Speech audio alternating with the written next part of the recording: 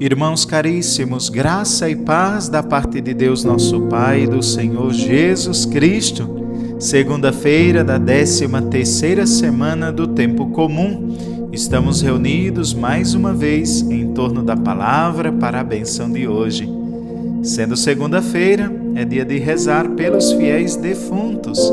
Eis o que diz o Catecismo, número 1030. Os que morrem na graça e na amizade com Deus, mas não estão completamente purificados, embora tenha garantida sua salvação eterna, passam, após sua morte, por uma purificação, a fim de obter a santidade necessária para entrar na glória do céu. Pois é, irmãos, sem a santidade necessária, não é possível ver a Deus. Por isso, o purgatório se estabelece. Vamos pedir ao Senhor nosso Deus que se utilize de misericórdia para com aqueles que estão vivendo o seu tempo de purificação.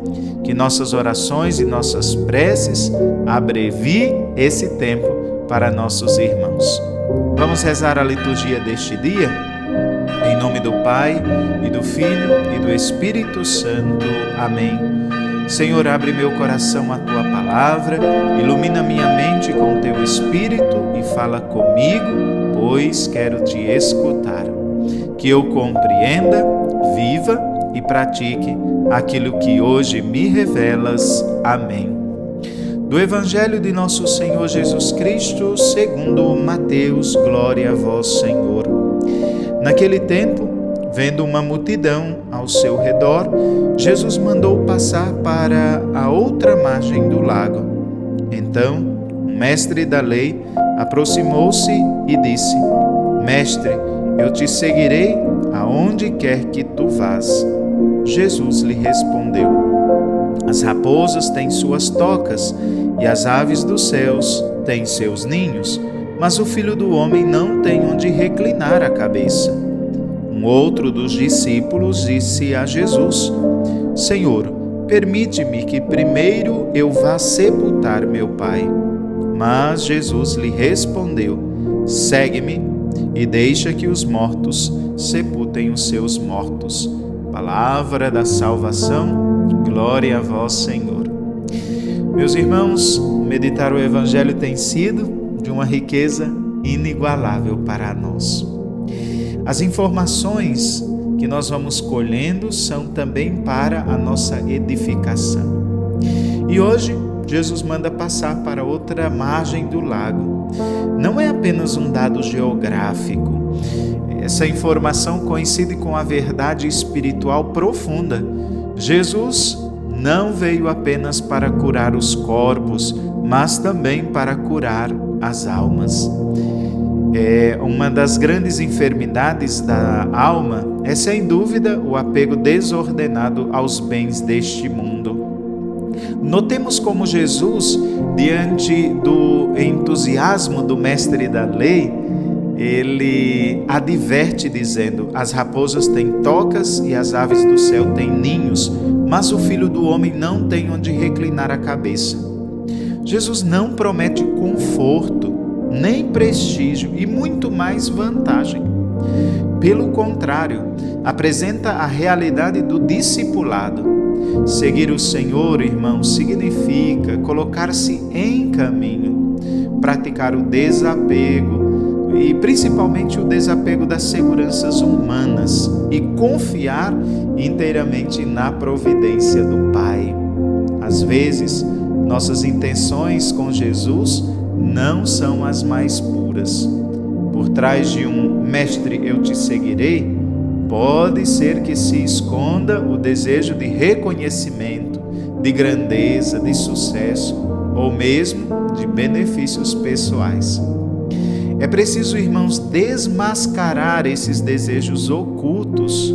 Isto é o processo de conversão. Por isso, vale a pena nos perguntarmos: por que nós buscamos a Jesus?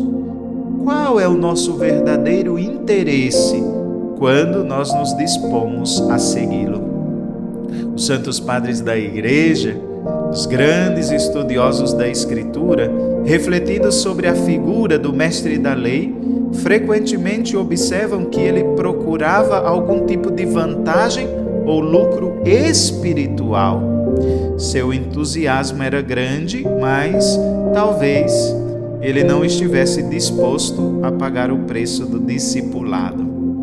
Já o outro discípulo, por sua vez, manifesta um pedido que aparentemente é legítimo e até piedoso. Senhor, deixa-me primeiro ir sepultar meu pai.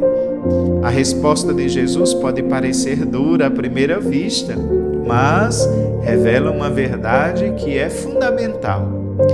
Nada pode ocupar o primeiro lugar. Esse lugar pertence sempre a Deus.